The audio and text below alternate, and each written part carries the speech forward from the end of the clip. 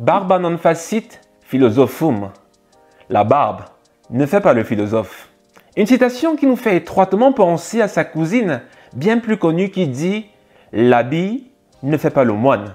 Seulement, il serait judicieux de remarquer que parfois, c'est par l'habit qu'on reconnaît le moine, que l'une des caractéristiques premières des philosophes de l'Antiquité était leur barbe. Nous voyons donc l'importance que peut avoir l'apparence. Tenez-vous tranquille, nous n'allons pas parler de philosophie, nous n'allons pas parler de barbe, encore moins de moine. J'aurais bien voulu le faire.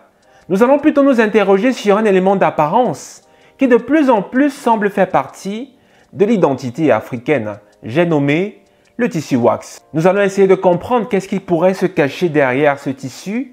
Qui plus est, nous allons nous interroger sur la légitimité de le considérer comme un vêtement typiquement africain. Ce sera intéressant. Ce sera du Wonder Show. My name is Kevin Wonder. Here we go.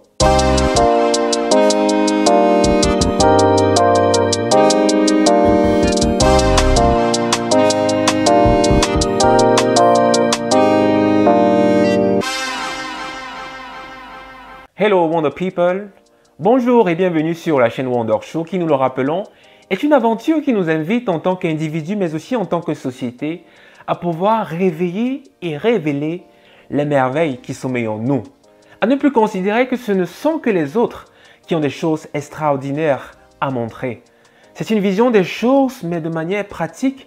Nous parlons d'entrepreneuriat, de salariat, de leadership, d'art oratoire, de communication. Nous proposons également des contenus inspirants, nous abordons des thématiques sociétales. Alors, si c'est une aventure qui vous intéresse, n'hésitez pas à vous abonner si ça n'a pas encore été fait, à activer la cloche de notification pour ne pas rater nos prochaines vidéos.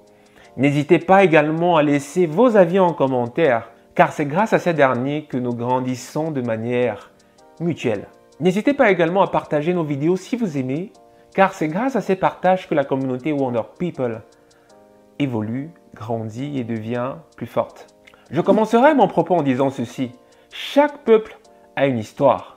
Et c'est la connaissance de cette dernière qui nous permet de mieux appréhender l'écriture d'une nouvelle histoire.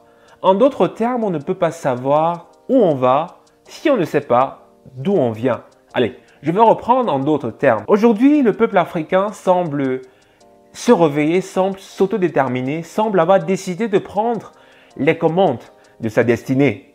Seulement, il oublie de temps à autre que pour pouvoir effectuer les manœuvres les plus importantes en avant, il est souvent nécessaire de regarder le rétroviseur, c'est-à-dire en arrière. C'est exactement ce que nous avons décidé de faire aujourd'hui. Nous avons décidé de faire un zoom en arrière sur le tissu wax que nous avons déjà présenté dans l'introduction. Alors, cette vidéo aura deux parties. Dans un premier temps, nous allons présenter l'origine de ce vêtement. Et dans un second temps, nous allons avoir une approche analytique. Pour ceux qui ne savaient pas, wax est un anglicisme tiré donc de l'anglais et signifiant cire.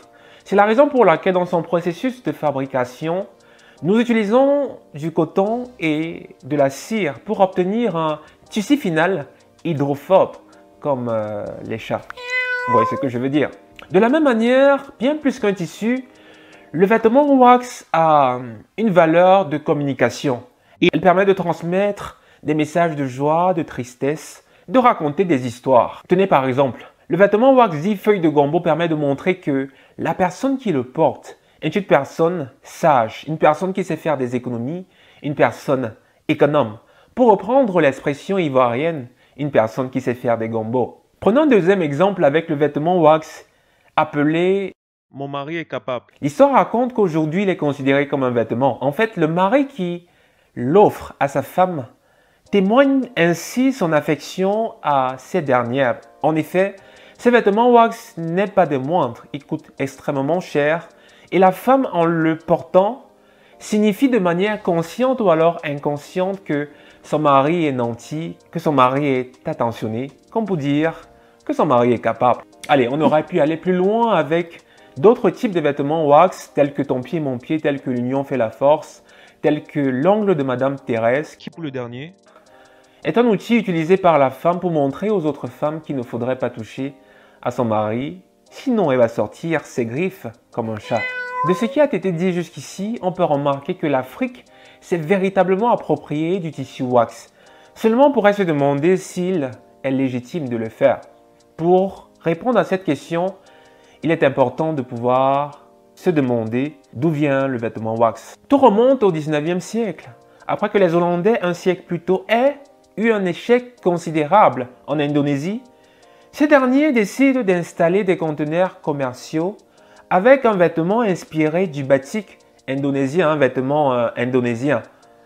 Remarquant que ce vêtement a un succès foudroyant, ces derniers décident donc de rentrer chez eux et d'installer des usines de fabrication du tissu dit wax. C'est donc depuis cette période que le tissu wax domine le marché du textile africain au détriment des autres textiles dits Made in Africa. Analysons un peu les choses. D'aucuns considèrent que le vêtement wax est un tissu typiquement africain avec pour argument celui de l'appropriation ou alors de l'adoption. En d'autres termes, ils disent que bien évidemment, même si ça ne vient pas de l'Afrique, le continent a su se l'approprier, un peu comme des parents qui n'arrivent pas à concevoir et qui décident d'adopter un enfant. J'avoue que c'est un argument très alléchant dans sa forme, surtout qu'aujourd'hui le tissu wax a un empire sans frontières, une emprise sans limite, pour reprendre ainsi les propos du journal Le Monde. Seulement, permettez-moi de douter de la pertinence de cette allégation pour deux principales raisons.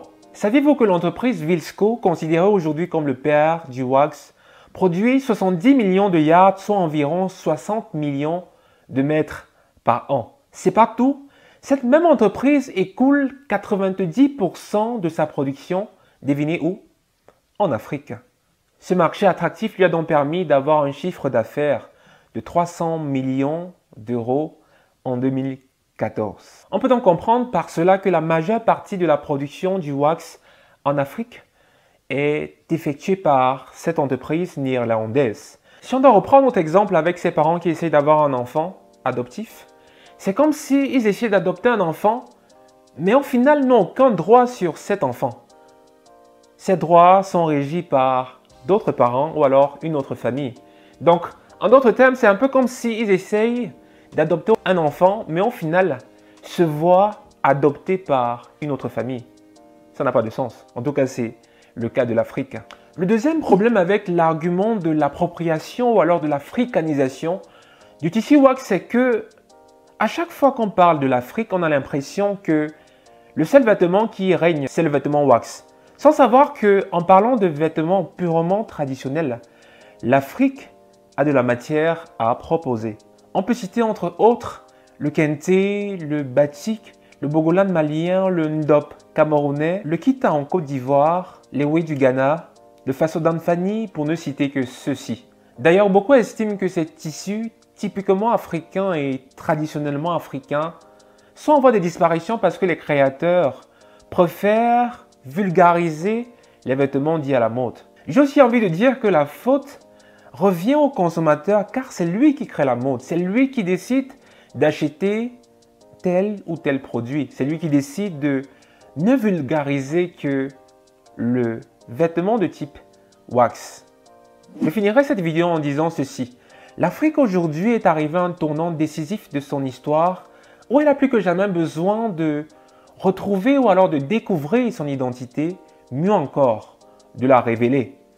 Et nous pensons que le vêtement ou alors l'accoutrement des Africains est un élément très important qui fait partie de son identité. Alors, il y a deux approches que nous proposons. La première approche, qui pour nous est la moins pertinente, est celle de se dire l'Afrique doit faire le choix de s'approprier définitivement le vêtement wax. Et pour ce faire, ce continent doit décider de produire entièrement ce tissu sur le continent africain, car on doit se dire qu'à chaque fois qu'on achète un vêtement wax importé, on enrichit économiquement la Hollande et on appauvrit notre continent. Ça, c'est la première approche.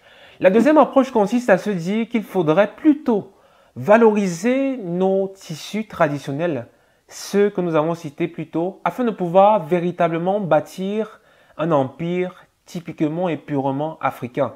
Rappelons-nous toujours qu'avant d'acheter ce qui vient de l'extérieur, nous devons valoriser ce qui vient de l'intérieur. Pour reprendre le dicton, la charité commence par soi-même. Et vous, qu'en pensez-vous? Est-ce légitime de parler d'appropriation? Est-ce réaliste de parler de valorisation de tissus purement, typiquement africains? En attendant de lire vos commentaires, je vous souhaite une agréable fin de journée et on se retrouve pour une prochaine vidéo. My name is Kevin Wonder. Here we go.